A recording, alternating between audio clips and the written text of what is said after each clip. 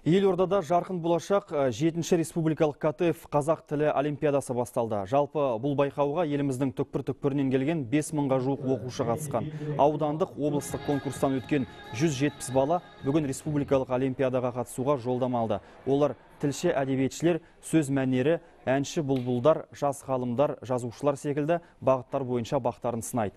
Айта кету керек, биылғы жылы олимпиадада жеңімпаз атанған 11-ші сынып оқушыларына Сулейман Демирел университеті 16 грант, Халел Досмухамедов, Евней Бөкетов, Хайдар Дулати, Мұхтар Әуезов және Қорқыт Ата атындағы мемлекеттік жоғары білім беру ордалары 2-2-ден грант бөліп отыр. Қазақ тілінің қолдану аясын кеңейту мақсатында бұл жарыс ұйымдастырылып келеді.